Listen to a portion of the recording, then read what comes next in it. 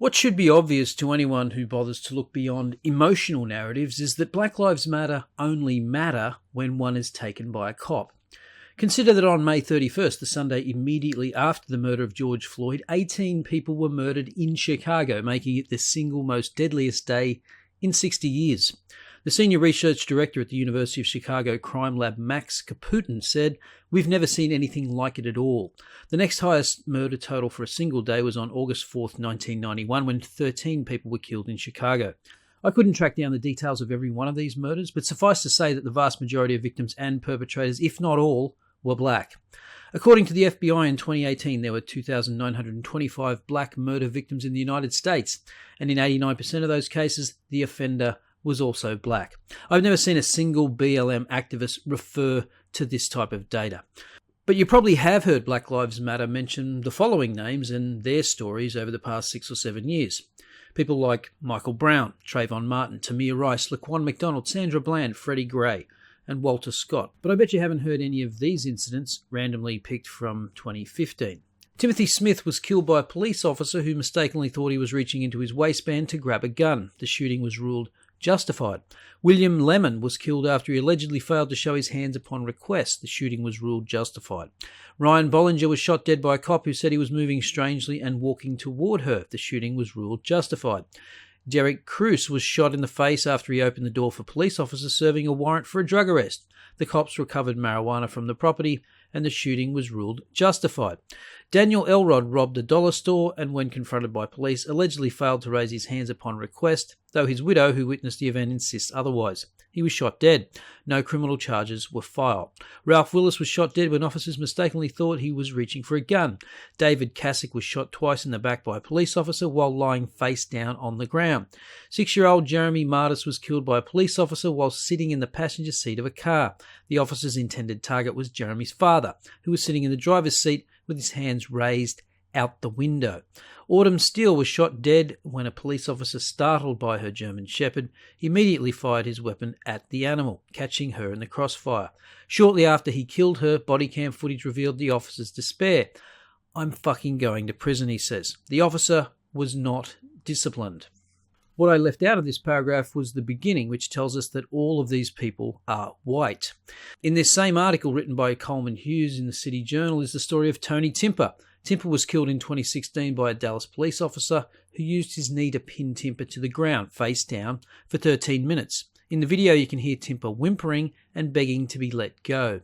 After he lets out his final breaths, the officers begin cracking jokes about him. Criminal charges initially brought against them were later dropped.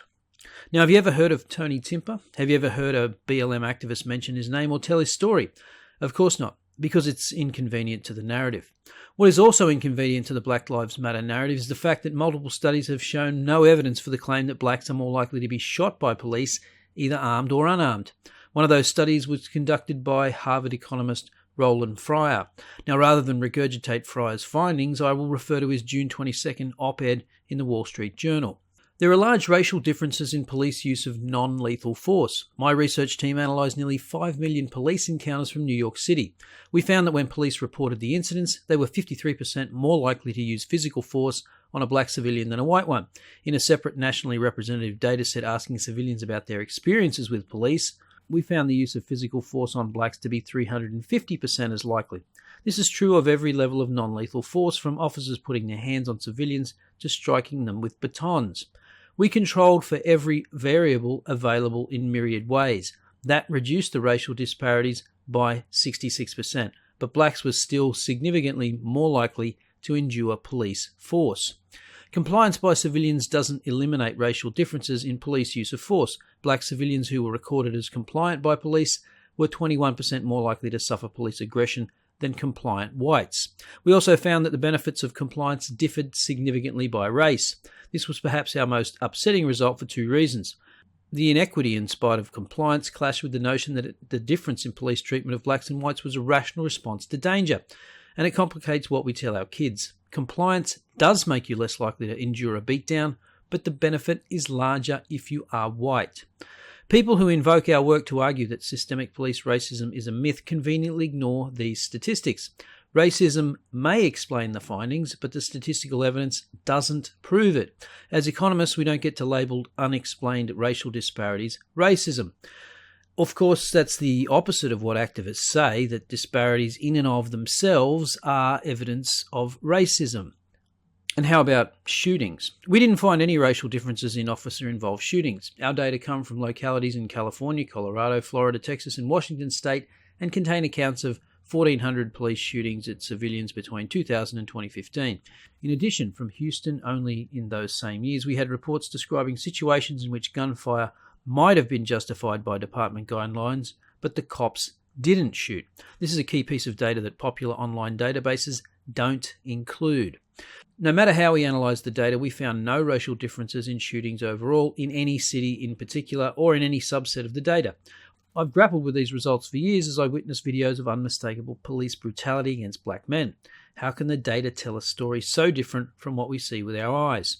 Our analysis tells us what happens on average. It is an average when a police officer casually kneels on someone's neck for 8 minutes and 46 seconds. Are there racial differences in the most extreme forms of police violence? The southern boy in me says yes. The economist says we don't know. Are the data nationally representative? We don't know, but at least 2 other studies, both published in 2016, have since found the same using different data. Moreover, when we use our data to calculate the descriptive statistics used in popular databases such as the Washington Post, we find a higher percentage of black civilians among unarmed men killed by the police than they do. Those statistics, however, cannot address the fundamental question. When a shooting might be justified by department standards, are police more likely actually to shoot if the civilian is black?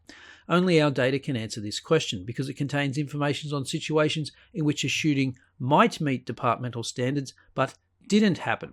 The answer appears to be no.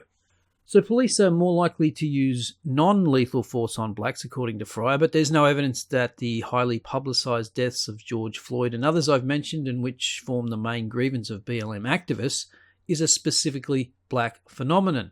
None of this is to suggest that police reform isn't needed. The former police officer who held Eric Garner in a chokehold before he died had 7 misconduct cases investigated against him in the 5 years before Garner's 2014 death.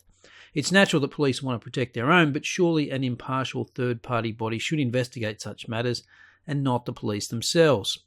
But possibly the worst aspect of BLM activism is that it actually leads to more black deaths. Here's Fryer again.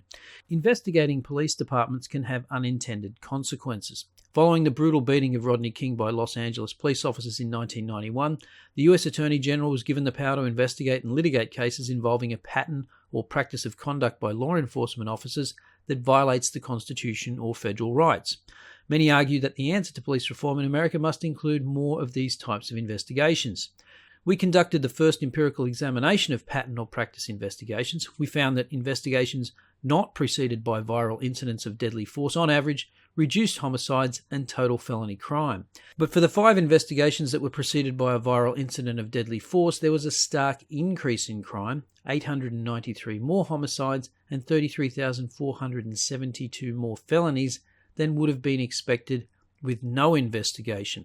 The increases in crime coincide with an abrupt change in the quantity of policing activity. In Chicago alone, after the killing of Laquan McDonald, the number of police-civilian interactions decreased by 90% in the month the investigation was announced. Importantly, in the 8 cities that had a viral incident but no investigation, there was no subsequent increase in crime. Investigations are crucial, but we need to find ways of holding police accountable without sacrificing more black lives. This is the so-called Ferguson effect. You get a viral incident hyped by BLM and the police pull back from doing their jobs and crime goes up. If Black Lives Matter really cared about black lives, they might want to reckon with the reality that their activism has been a major factor contributing to a spike in black homicide victims.